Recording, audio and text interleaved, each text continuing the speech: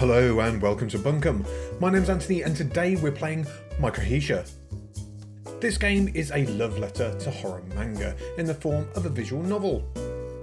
While the protagonist is trying to find a way back home, reality distorts and people's morals start shifting in cruel and unexpected ways. At the moment this game is still in development. In this demo you'll be able to explore what lurks behind the first door. Let's dive into this adventure into despair.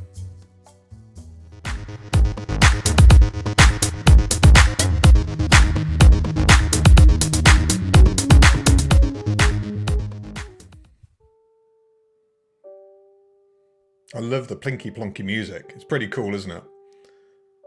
I could just sit here and listen to this tune. Not play the game at all. But we will. Because I'm intrigued. So we can only go through the first door at the moment. So it's obviously another game that's built on Renpai. Another visual novel. As you know, I'm liking those at the moment. It's manga as well. Or inspired by manga. So I'm interested to see what some of the imagery is going to be like and the narrative behind it. I've seen a few screenshots of it and it does look pretty funky. So I'm going to click on the first door and we've found a cat.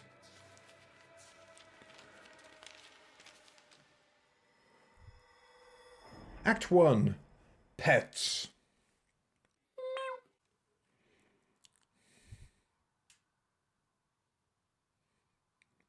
My eyes were burning.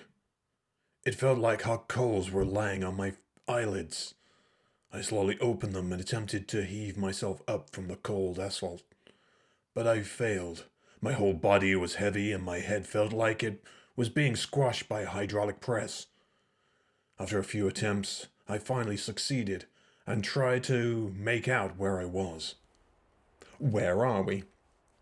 The fog in my mind lifted slowly and I realized that I was in a dark alleyway.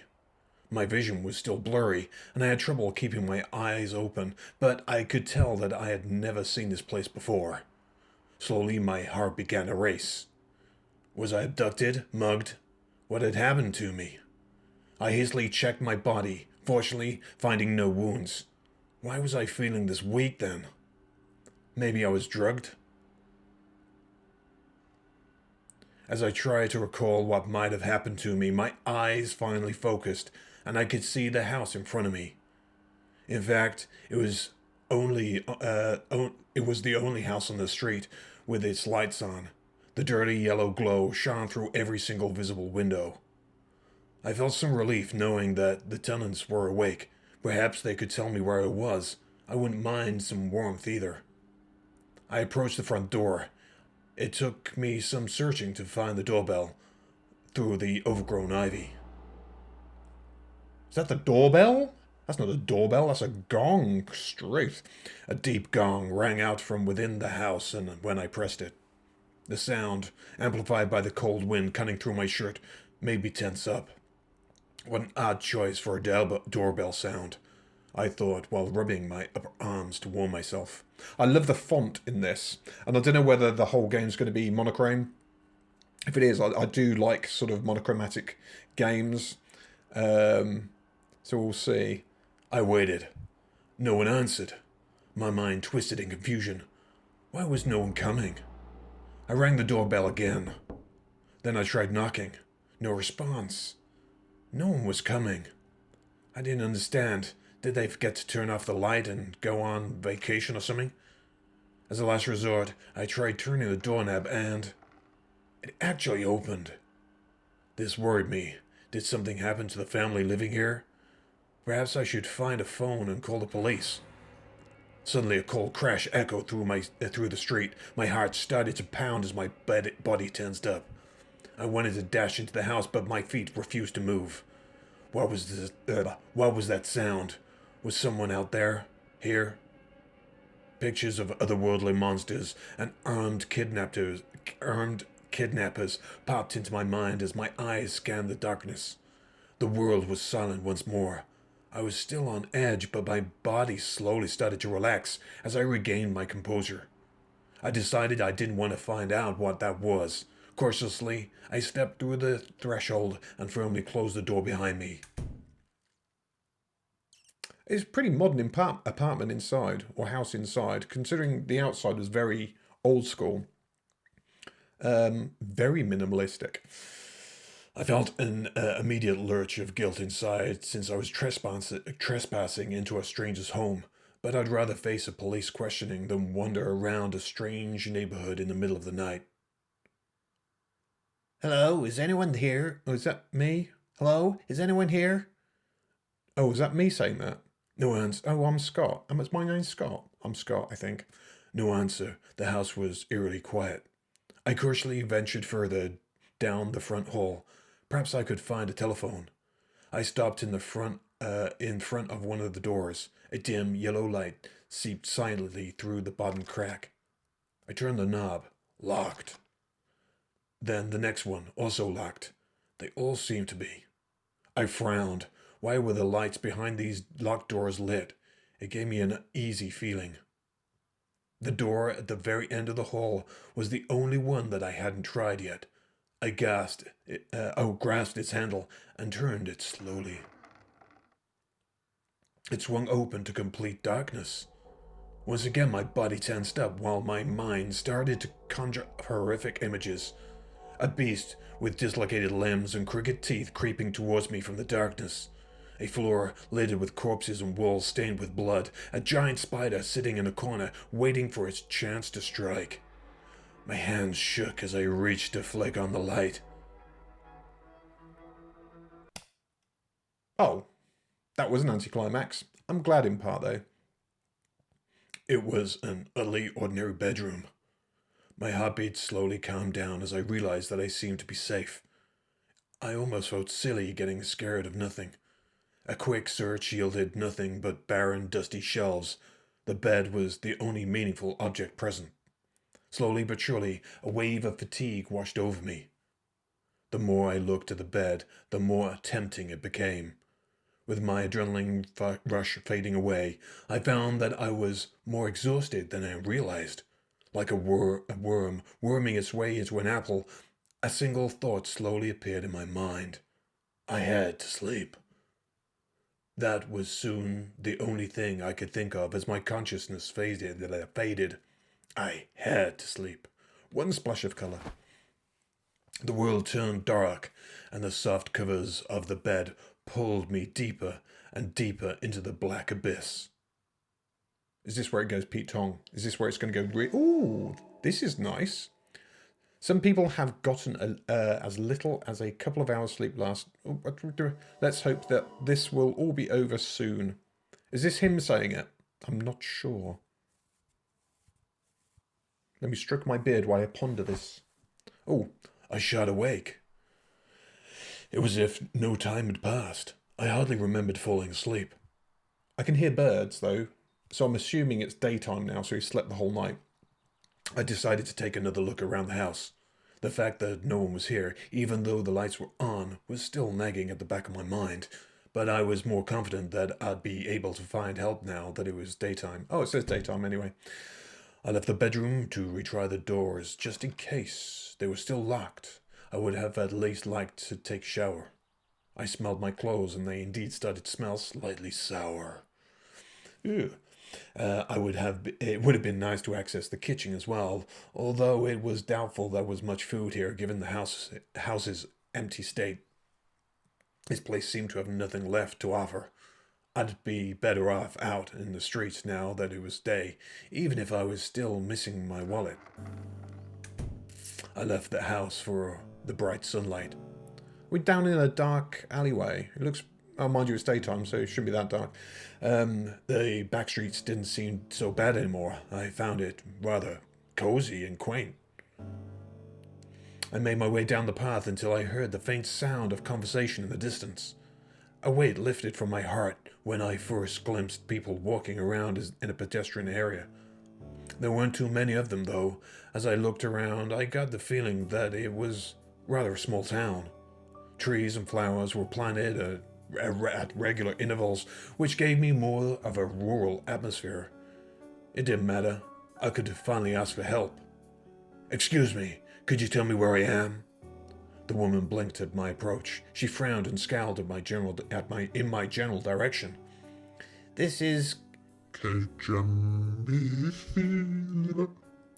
She looked uncomfortable talking to me, so I thanked her and let her be.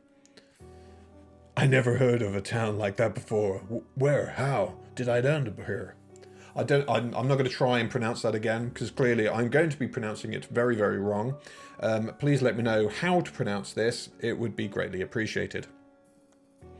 The thought of being somewhere I didn't recognize scared me. How was I supposed to get back home if I didn't have the slightest idea of where to go? I took a deep breath to calm myself down. My next best bet would be asking someone to allow me to make a call from their mobile phone. I approached an older man in a business suit. Excuse me, may I use your phone? I'm a bit lost and would like to call a friend of mine so he can pick me up. His lips curled into a grimacing frown. Sorry, I'm in a bit of a hurry. I approached person after person, but even after what felt like several hours, I had no luck. No one wanted to lend an unkempt, half-dressed stranger their phone. As I made my way through a side street, I heard two elderly women whispering to each other. Older woman, right. I heard some violent incidents recently. Most got away with just a flesh wound, saying that they were attacked by someone or something. Yeah, I heard that too. I wonder if it has anything to do with the pet disappearances. I heard another cat that hadn't come back in several days. I was focused on the conversation that I almost ran into a girl. I mumbled an apology until I realized that she had approached me on purpose. Hi. Hi. You need to call someone, right? She extended her hand and offered me her phone. How did you know? People have been talking about it. We had some violent crimes here recently. Everyone is a little on edge. Many pets have been getting sick. Some say someone has been poisoning them.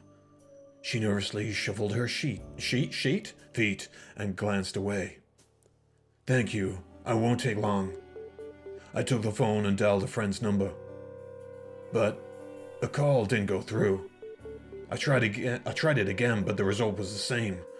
Maybe his phone was turned off? I tried my parents' house, then my job's front desk, then my boss's personal cell. Each time, the call failed. I was sure that I had the right numbers. Maybe the phone I had a bad connection? It seems like the calls won't connect for some reason.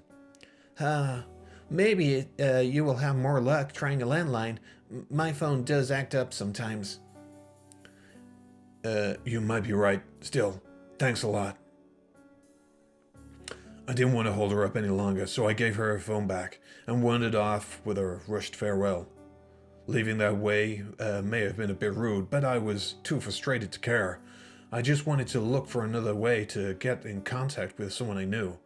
It occurred to me that I should have asked for her directions to the police station. I turned to look for her, but she'd already vanished.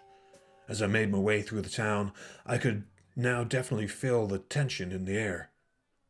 That girl was right. Everyone was on edge. While I was passing by an alleyway, something caught my eye. They were too big to be rats. I couldn't really make anything out other than their eerie glowing eyes. Maybe it was a cat gang searching the trash for food? Apropos food? I was starving. But I couldn't possibly just ask random people to feed me, and since my wallet was missing, I didn't have any money on me to buy anything. Ooh, what's that? Though there were oddly tempting-looking plants growing nearby. As I stared at them, I felt a pull. Their strange appearance hypnotized me, and without me noticing, my feet inched closer, and closer, and closer. Eat them. Don't eat them! You don't know what they are. If they're growing in the middle of an alleyway, you don't eat them. I broke away from the hypnotic pull of the plants. What was I thinking? It didn't matter how hungry I was. They may be poisonous. But my hunger was beginning to gnaw at my insides. My vision grew blurry. Who knew how long it's been since I've eaten? Slight correction in the sentence construction there. Just a minor observation. Ooh. Suddenly I collapsed and the world around me vanished. I heard that another team had some problems with scientists, with a scientist of theirs who ended up being banned from their research center. She apparently performed experiments on humans who were... I can almost sympathize with her. The plot doth thicken. It was dark when I awoke. It seemed like no one had bothered to help me. I tried to get up, but I couldn't. My whole body was paralyzed from hunger. Something was shuffling by my ear. I felt the sniffing of an animal, perhaps one of those cats I saw earlier. I couldn't bring myself to look. It lost interest and walked past me towards the plants. I heard more to follow. As they padded into view, I noticed that something was off about them. It must have been my mind playing tricks on me. My hunger was overwhelming. Something about their bodies was wrong. They started to eat the plants. They were smacking rather loudly and made unnatural, fleshy sounds. Every now and then, one would pause and give off a low growl that didn't at all sound like a cat, more like a slightly high-pitched bear growl. After a while, the sound diminished and I felt their presence vanish. I gathered my strength and forced myself to my feet. What had just happened? What were those creatures? The violent crimes that I had heard about earlier popped into my mind. My hands began to shake slightly. What would have happened if I hadn't been paralyzed and if they hadn't noticed that I was still alive? Most house lights were still lit. I mustn't have been out for long. Once again, my body gave off a deep growl. It was as if my stomach was eating itself. I had to get some food, or else I was in danger of collapsing again. Being as desperate as I was, I approached the next best house and knocked. I was surprised when the door actually opened. Oh, hi. Hi there. Come on in. How nice of you to visit. Do we know each other? Before me stood a fashionably dressed woman with a big smile on her face. At first glance, she seemed welcoming, but her movements were rather stiff and almost mechanical, as if they had been practiced over and over again. She took another, more thorough look at me and seemed to realize that we did, in fact, not know each other. You must be a new neighbor then. Please come in. She disappeared before I could correct her. I hesitantly followed her inside. On my way in, I saw a food bowl near the entrance with some strange-looking plants. I hadn't eaten plants I had seen earlier in it. Huh? She'd been feeding those to her pet? I peeked after the woman into the living room. A man leapt to his feet and saw me and stretched his big hand out to me. His other arm hung down limply. Apparently, he wasn't able to move it. Hi there. It's nice to meet you. How are you doing?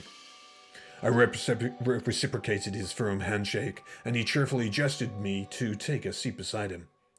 To my surprise, the girl who had helped me earlier was here as well. She gave me a small wave. It's starting to feel like a festivity. We should have neighborhood get-togethers like this more often. Oh, right. This is... She turned and frowned in my direction while trying to remember a name she hadn't asked me for. Scott. I'm Scott. Right, Scott. He moved in nearby recently, I think. So I thought we should invite him in as well. Certainly. It's nice to meet you.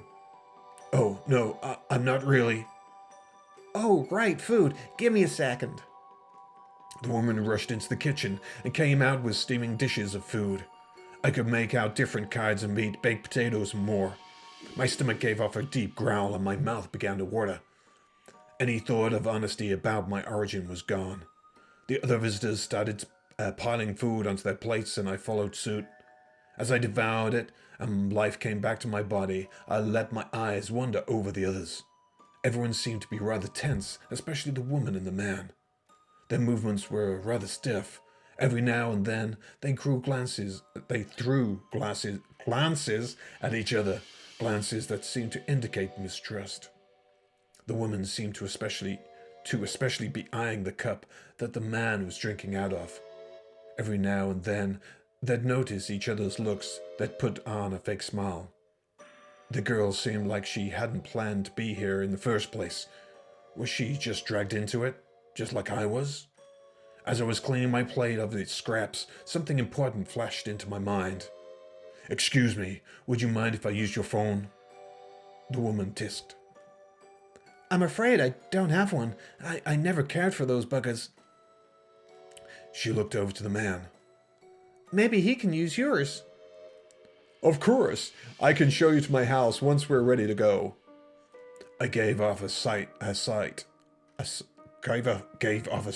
relief. I'm guessing that should be sigh. Sigh of relief, and thanked the man. He waved his hand in the air.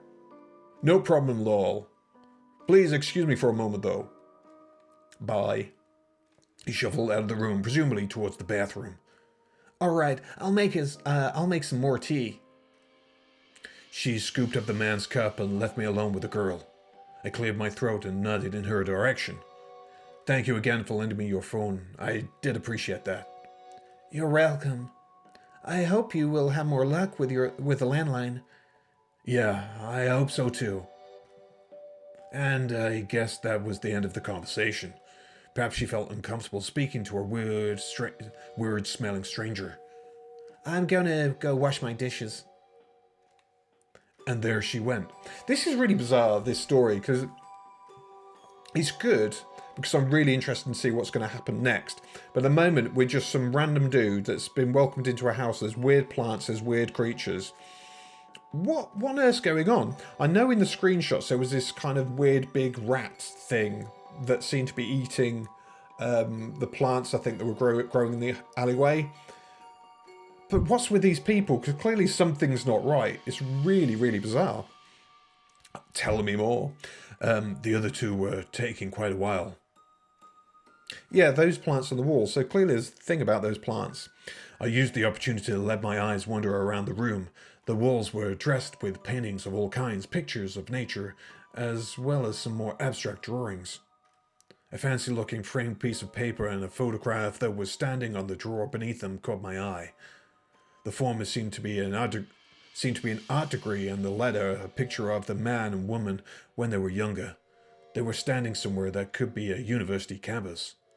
Both had a genuine smile on their face. It seemed like their friendship went back quite a while. Hey! Whoa! Did she sneak behind me? I thought I had a clear view of the kitchen entrance. I think I heard some rumbling coming from downstairs. It'd probably be good if you'd check it out in case she hurt herself. She was likely referring to the woman who had invited me in. You did?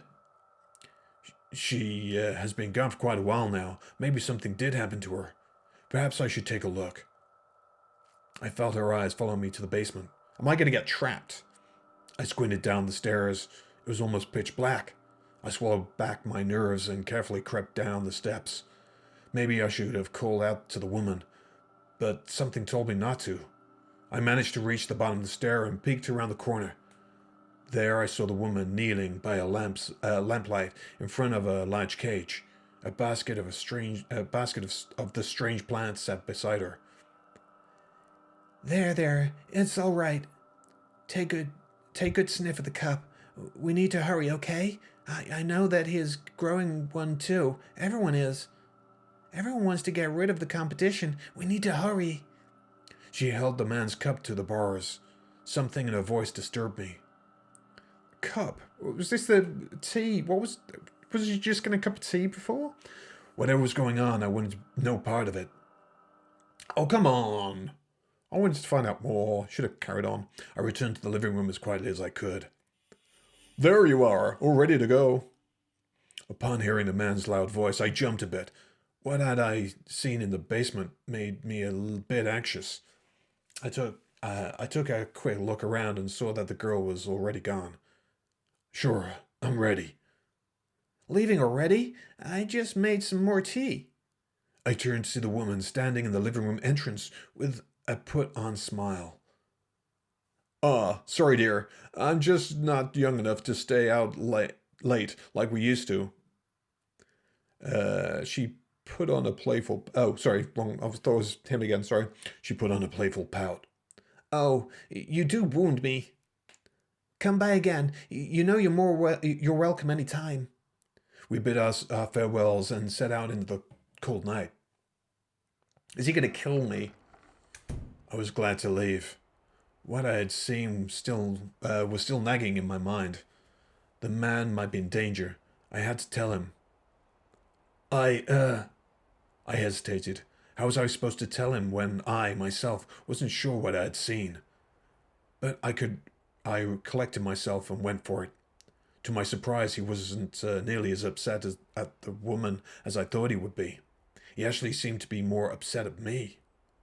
I think you should have. I think you should not have snooped around in someone's house who invited you over. I was left perplexed. What just happened?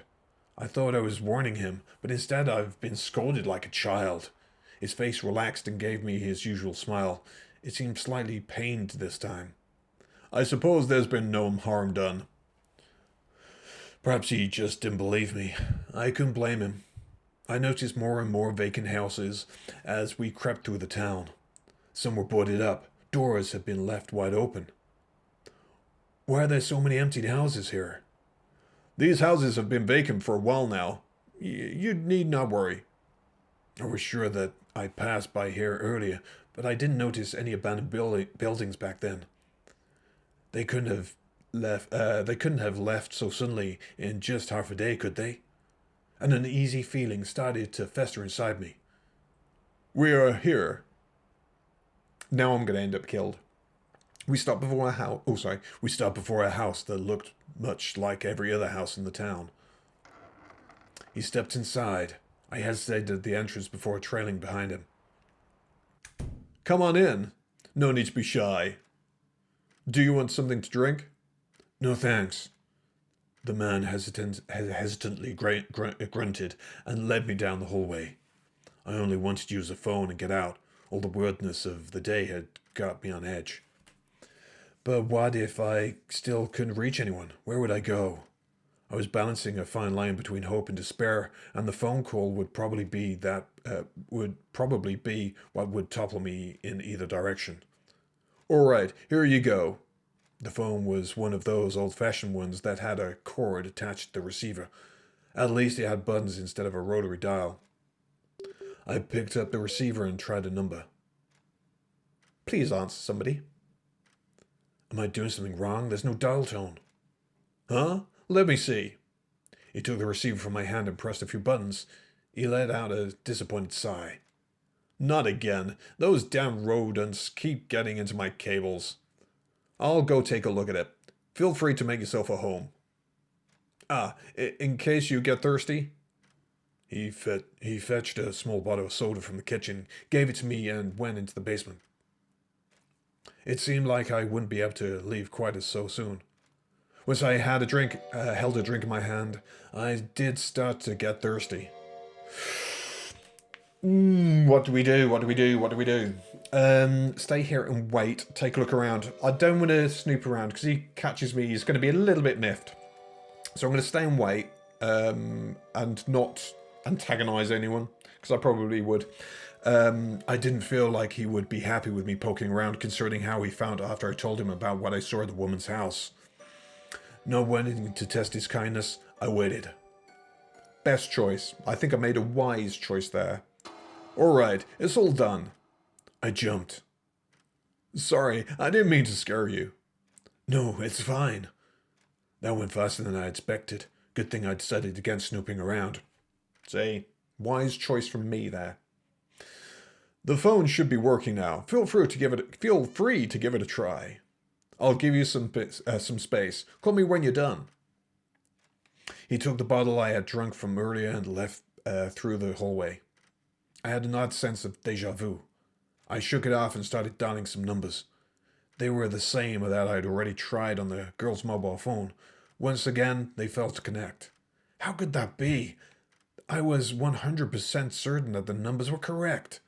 I tried all the numbers of friends, family, and even work colleagues I could think of, until finally, Yes, hello? it was a woman's voice that I didn't recognize. I was certain that I had dialed the number of one of my work colleagues. Excuse me, isn't this Tom's telephone number? I don't know who that is. Are you another scam caller? Don't call me again. She hung up. All right, something was definitely wrong here. It might be best to talk to the man and see if he could help me somehow. Maybe he had a clue as to how I could get back home. I crept down the hall. He went this way, right? I began to hear some murmuring. A steady chill ran down my back. The sound was coming from the basement. The old floorboards squeaked beneath my toes. I saw flickers of a weak light coming from down the steps. I took them as gently as I could as I held a hand over my mouth to quiet my breath. I reached the bottom and turned a corner. It was just like before. The man knelt before a big cage, a small lamp next to him, and held something up to the bars. He hissed to whatever was inside. Yes, yes. Oh, hang on, what voice did I do for him again? Yes, yes, you have the scent now, don't you? We must take care of this one tonight. He's curious. He will find out about the secret. He will find the secret much faster than the others. No, no, no. We can't have him making something like you, too. We can't have him making something like you, too. Making? It's kill or be killed in this town. My stomach dropped out from underneath me as I heard this horrible scraping from inside the cage. I took a step back, bumping into a wall. Before I could react, I had accidentally switched on the main light. The sudden flood of white blinded me for a moment. Once my eyes adjusted, the first thing I saw was it. That's beautiful. The man was screaming at me, but I could barely think about him. I couldn't take my look away from that creature. It was cowering inside a dirty cage that seemed to be too small for it. It had features of a human, but I could also see some elements that were distinctly dog-like. Its mouth was way too big, and the inside of it was filled with seemingly random set of teeth, or at least something that resembled teeth. Worst of all, though, were the enormous eyes staring right back at me. The man fumbled with the lock on the cage. My feet finally began to move. I ran out of the house and into the streets, and all the while, one thought was frantically running through my head. I had to get out. I had to get away from this demented town. With this thought clouding my mind, I hadn't realized that I had exited the town already and was now on a big grassy plain. Breathing heavily with fear flooding my mind, I had almost not noticed how heavy my legs had become. Soon I was struggling to stay on my feet, and my vision slowly darkened from exhaustion and panic.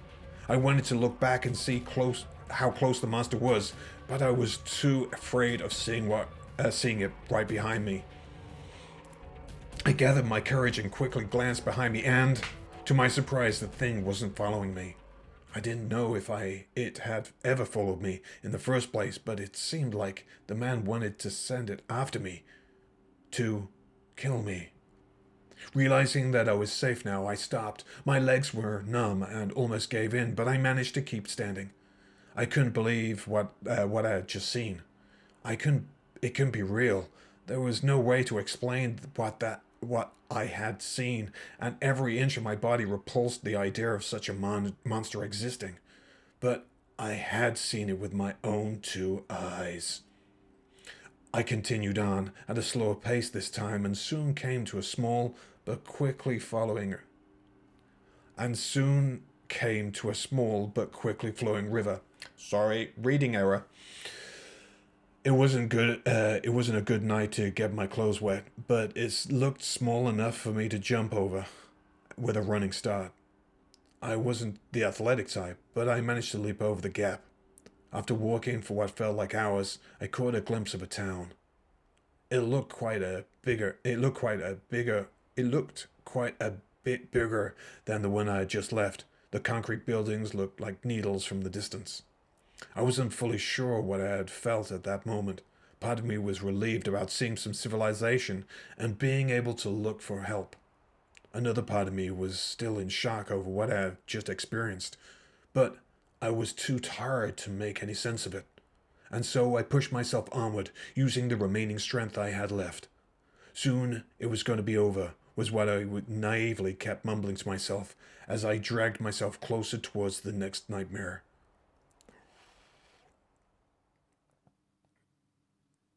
Drumroll.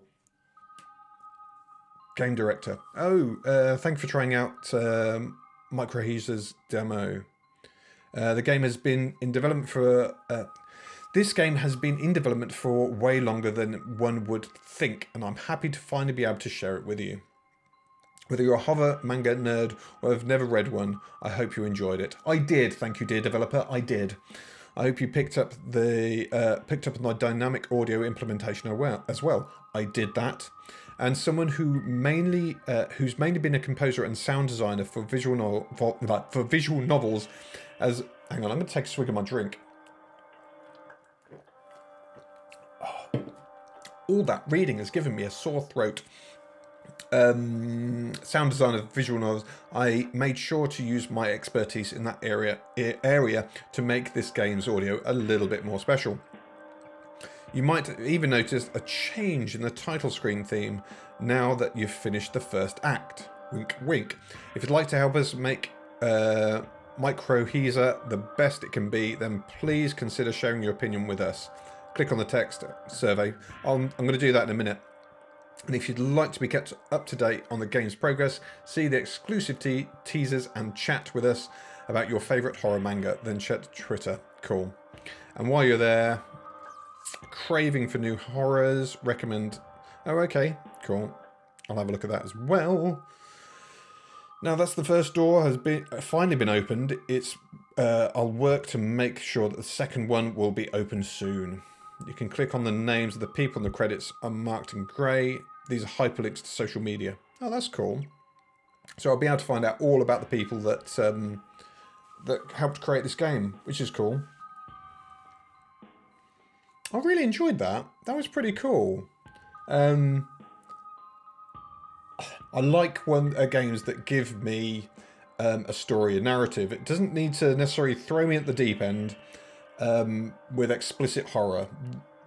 Building up a good story makes the world of difference. This is what that did. It built up a context. It introduced me to characters and the notion of things going wrong in a place that I'd woken up in. So something's wrong with me, the main protagonist, and there's weird stuff going on. I'm in a weird location, weird stuff.